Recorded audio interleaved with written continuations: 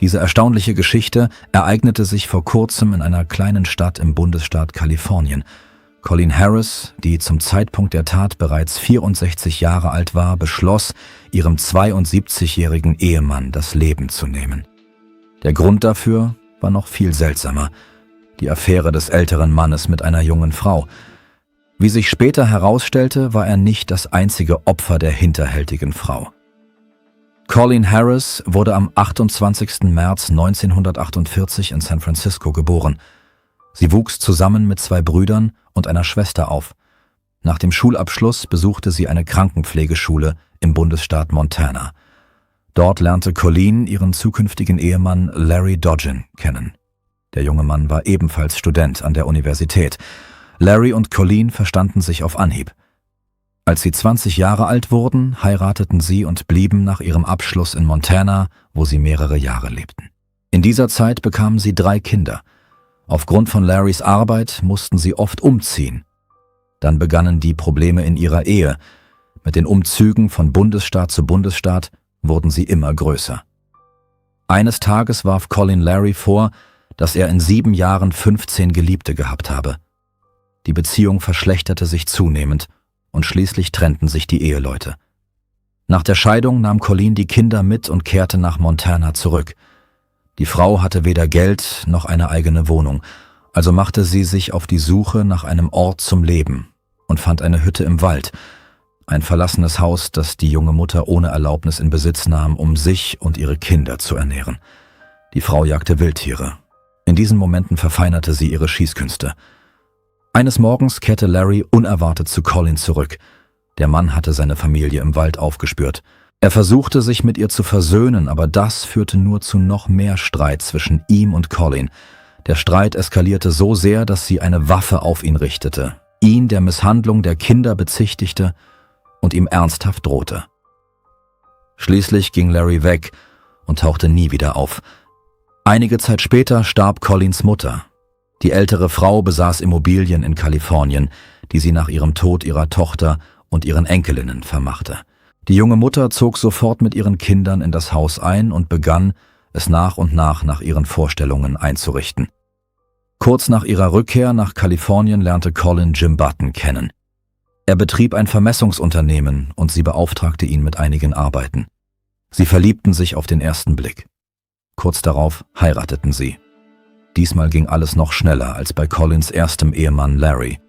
Jim wollte Kinder, hatte aber keine, deshalb zog er Colleens Kinder wie seine eigenen groß. Mit der Zeit lernte die Frau das lukrative Geschäft ihres Mannes kennen, begann ihm zu helfen und bald arbeiteten sie zusammen. Die Geschäfte liefen sehr gut. Außerdem besaß Jim noch mehrere Immobilien, die mehr als $1 Million wert waren. Nach einigen Jahren des glücklichen Zusammenlebens kam es allmählich zu gegenseitigen Streitigkeiten. Die Ehe geriet in Schwierigkeiten.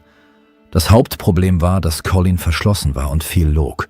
Sie sprach selten über ihre Vergangenheit und wenn sie etwas erzählte, unterschied sich jede Version voneinander. Zum Beispiel sagte sie einmal, dass ihr erster Ehemann Larry Teil der Mafia gewesen sei und beim nächsten Mal, dass der Mann angeblich ihren Kollegen verfolgt habe. Jim und Colleen blieben noch 10 Jahre verheiratet. Die Probleme nahmen zu. Schließlich reichte er die Scheidung ein, aber er ahnte kaum, wie alles enden würde. Herbst 1985. Eines Abends rief die 40-jährige Colleen ihren Vater mit einer schockierenden Nachricht an. Sie teilte ihrem Vater mit, dass Jim erschossen worden sei. Der Vater traute seinen Ohren nicht. Er überschüttete seine Tochter mit Fragen. Aber Colleen wiederholte nur eines: Sie wisse nicht, wer es getan habe. Der Mann befahl ihr, die Polizei und seinen Anwalt anzurufen. Colleen tat dies und beschloss als erstes, doch einen Verteidiger zu kontaktieren. Gegen 20:13 Uhr rief sie ihren Anwalt David Weiner an. Sie sprachen über 1 Stunde lang miteinander. Erst dann, um 21:22 Uhr, rief Colleen die Polizei und anschließend den Notruf. Der Telefonist versuchte, sich einen Überblick über die Situation zu verschaffen. Colleen sagte, ihr Mann habe ihr mit Gewalt gedroht. Die Mitarbeiter beruhigten die weinende Frau und sagten, dass die Polizei und der Krankenwagen bereits unterwegs seien, aber Colleen sagte, dass kein Krankenwagen nötig sei. Die am Tatort eintreffenden Polizeibeamten gingen sofort nach oben ins Schlafzimmer. Dort fanden sie Jim. Er lag auf dem Boden zwischen dem Bett und dem Fenster und das Bett war mit Blut überströmt. Alles deutete darauf hin, dass er auf dem Bett erschossen und dann auf den Boden gezogen worden war. Die herbeigeeilten Sanitäter stellten den Tod fest. Infolgedessen hatte die Polizei Fragen an Colleen als einzige Zeugin. Die Frau erklärte dasselbe wie gegenüber dem Notrufdienst und fügte hinzu, dass sie ihn möglicherweise selbst erschossen habe. Colleen wurde verhaftet. Es folgten langwierige Ermittlungen und häufige Anhörungen. Schließlich fand der Prozess erst ein Jahr nach der Tragödie statt. Colleen wurde von demselben Anwalt, David Weiner, verteidigt. Er vermutete, dass Jim Colleens Tochter missbraucht hatte und sie davon erfahren hatte und dass er in der Nacht der Schießerei auch sie mit vorgehaltener Waffe zu Intimitäten gezwungen hatte. Sie selbst erzählte, dass sie den Klick der Pistole gehört habe und Angst hatte, von einer Kugel getroffen zu werden. Danach verschwammen die Ereignisse. Angeblich kam Colleen erst während des Gesprächs mit ihrem Vater wieder zu Bewusstsein. Nach Aussagen eines Kollegen litt die Frau unter psychogener Amnesie. Sie schaltet ihr Gedächtnis als Selbstschutz ab. Die Anklage behauptete, Colleen habe ihren Ehemann vorsätzlich getötet. Die Frau hatte 3 Motive: Scheidung, Vermögen und Geschäft, denn im Falle von Jims Tod würde all das an Colleen fallen. Aber die Geschworenen sprachen sie frei. Die Mutter von 2 Kindern blieb auf freiem Fuß und führte das Familienunternehmen weiter. 2 Jahre später lernte Colleen einen anderen Mann kennen, Bob Harris, ihren zukünftigen 3. Ehemann. Bob Harris wurde am 3. Februar 1940 in Oakland, Kalifornien geboren. Er war ein ausgezeichneter Schüler, ein aktiver Junge, der viel Sport trieb und bei den Pfadfindern war. Mit 15 Jahren fuhr er in den Ferien nach Humboldt County in Kalifornien. Dort lernte er Colleen zum ersten Mal kennen. Die beiden kannten sich also schon lange, sie gingen sogar miteinander aus, aber damals führte die Beziehung zu nichts. Nach kurzer Zeit gingen sie getrennte Wege. Bob heiratete eine andere Frau, die ihm 3 Kinder gebar. Er trat in den Dienst der US-Forstbehörde und arbeitete am Lake Tahoe. Nach 25 Jahren ließ er sich von seiner Frau scheiden, blieb aber nicht lange allein, da er seine alte Freundin Colleen wieder traf. Sie lernten sich kennen und begannen miteinander zu kommunizieren. Schnell entwickelten sich warme Gefühle. Alles wuchs zu einer Beziehung heran, und das 30 Jahre nach ihrem letzten Treffen. Aber Bob ahnte nicht, was dieses schicksalhafte Treffen für ihn bedeuten würde. Bob stellte Colleen seinen Kindern vor. Das Kennenlernen verlief hervorragend. Bobs Auserwählte gefiel seiner Familie. Zumindest schien es auf den ersten Blick so. Während des Familienessens saß Bobs Mutter nur schweigend da und hörte den Gesprächen zu, aber als die Frau sich in die Unterhaltung einmischen wollte, wurde die nette Unterhaltung plötzlich unterbrochen. Mrs. Harris sorgte sich um das Wohlergehen ihres Sohnes und auch Colleens Persönlichkeit interessierte sie, deshalb begann sie, Fragen zu stellen. Als erstes fragte sie nach ihrem Ex-Mann. Colleen war plötzlich verlegen. Sie sagte, er sei wegen Herzproblemen verstorben, aber Mrs. Harris glaubte ihr nicht. Die Frau beschloss, sich als Ermittlerin zu betätigen. Sie ging in die örtliche Bibliothek und begann, die Archive der Stadtzeitungen zu durchsuchen. Der Tag war erfolgreich. In einem der Artikel stand, dass Jim Button erschossen worden war und Colleen dafür vor Gericht gestellt worden war. Bobs Mutter war wütend und machte sich Sorgen um ihren Sohn, denn das Geständnis seiner Unschuld bewies nichts. Mrs. Harris wollte Bob davon erzählen, ging aber zu Noah, seinem Sohn, weil sie dachte, dass er die Nachricht leichter verkraften würde. Aber Noah ging sofort zu seinem Vater. Es stellte sich heraus, dass Bob alle Details des Vorfalls kannte. Der Mann versicherte ihm, dass es sich um Kleinigkeiten handele und kein Grund zur Sorge sei, aber Noah schlug dennoch vor, sich mit der Familie zu versammeln und das Thema zu besprechen. Bob lehnte ab und bat darum, niemandem mehr davon zu erzählen, insbesondere nicht seiner Schwester, da sie bei der Polizei arbeitete. 1990 heirateten Bob und Colleen. Bobs Familie musste eine neue Verwandte aufnehmen. Bei den Familienessen sprach niemand über Colleens Vergangenheit. Doch nach 5 Jahren Ehe, während eines Feiertags, als die ganze Familie versammelt war, geschah etwas Unerwartetes. Am Tisch sitzend erzählte Bobs Tochter von ihrer Arbeit bei der Polizei, von Ermittlungen und allgemein von dem, was sie gesehen hatte. Plötzlich mischte sich Colleen ein. Die Frau erzählte alle Details darüber, wie sie einst wegen Mordes vor Gericht stand. Bobs Tochter war schockiert und die anderen Verwandten fühlten sich unbehaglich. Sie warfen sich nur Blicke zu und versuchten, das Gespräch in eine andere Richtung zu lenken. 1997, als Bob 50 Jahre alt wurde, ging er in Rente und widmete sich verschiedenen Projekten. Eines davon war ein Projekt zum Schutz der Natur in der Mongolei. Zu dieser Zeit war Colleen bereits etwas über 60 Jahre alt. Auch sie wollte den Status einer Rentnerin erhalten, um zu Hause bleiben zu können. Bob war dagegen, wenn die Frau ohne Arbeit bleiben würde, würden höchstwahrscheinlich finanzielle Probleme auftreten, aber Colleen hatte alles durchdacht. Die Frau beschloss, sich fiktiv von ihrem Mann scheiden zu lassen. Obwohl Bob dagegen war, gelang es ihr, ihren Ehemann davon zu überzeugen, dass dies die ideale Lösung sei. Sie zwang Bob, der Scheidung zuzustimmen und wurde zu einer alleinstehenden Frau. Dadurch konnte sie eine Hinterbliebenenrente beziehen. Ein Jahr später heirateten sie wieder. Allerdings hatte sich die Meinung ihres Mannes über sie bereits verschlechtert, denn er hatte Geld nie als triftigen Grund für eine Scheidung angesehen.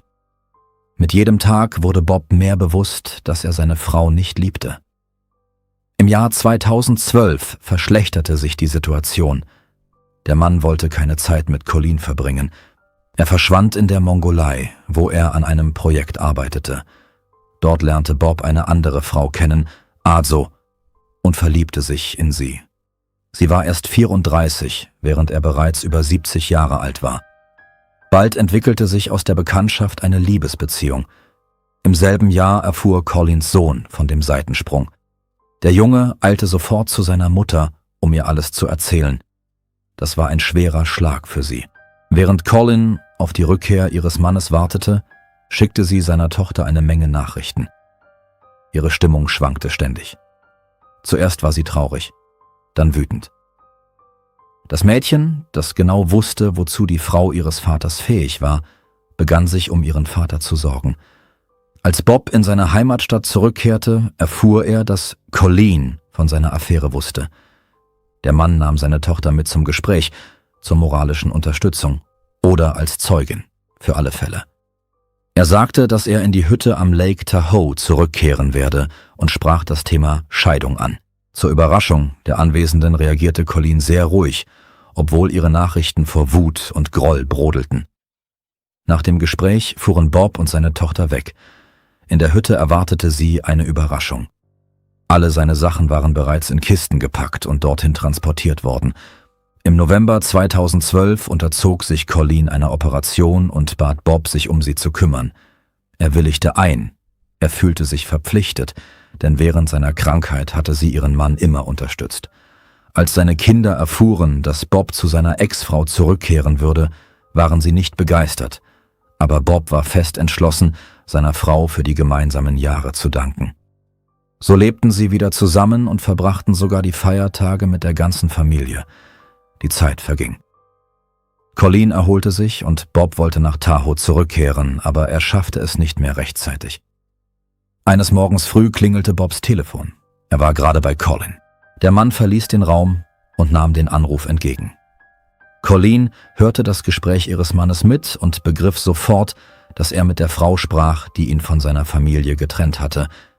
Genau die Azo, die einen Keil zwischen sie getrieben hatte. Am nächsten Tag erhielt das Büro des Sheriffs einen Anruf.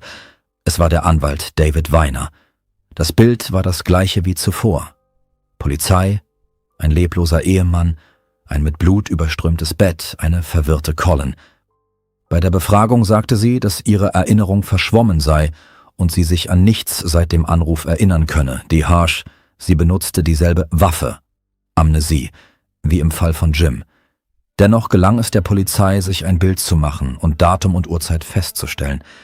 Ihr Mann wurde am frühen Morgen des 6. Januar durch einen Kopfschuss getötet.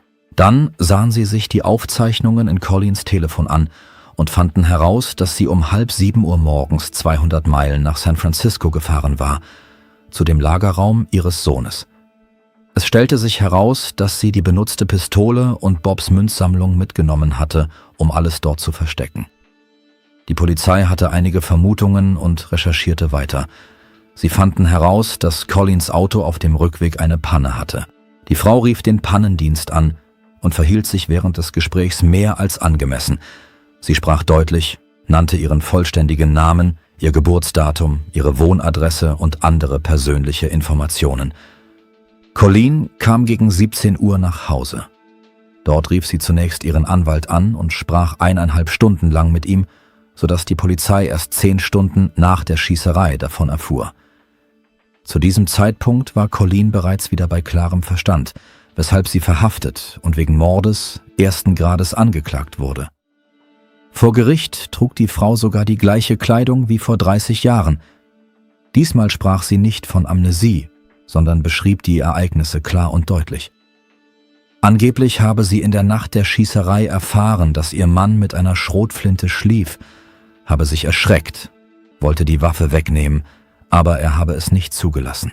Es kam zu einem kleinen Kampf, die Waffe ging versehentlich los, die Kugel traf Bob. Sie verlor das Bewusstsein. Als sie nach einiger Zeit wieder zu sich kam, stellte sie fest, dass er nicht mehr lebte. Colleen hoffte, dass sie erneut für unschuldig erklärt werden würde, aber dieses Mal hatte sie kein Glück. Die Anklage legte Beweise vor. Tatsächlich schlief Bob, als Colleen schoss. Hätte es einen Kampf gegeben, wäre die Kugel anders eingedrungen. Außerdem hatte sie einen Bluterguss an der Brust vom Rückstoß der Pistole und eine Schnittwunde am Finger vom Abzug. Sogar ihr persönliches Tagebuch wurde verwendet. Darin standen Aufzeichnungen über negative Emotionen aufgrund des Seitensprungs ihres Mannes. Die Anklage kam zu dem Schluss, dass Colleen Bob aus Eifersucht getötet hatte. Die Geschworenen berieten sich nur 2 Stunden lang und befanden sie für schuldig. Das Gericht verurteilte Colleen zu 50 Jahren Haft ohne Möglichkeit auf vorzeitige Entlassung. Zu diesem Zeitpunkt war die Täterin 73 Jahre alt.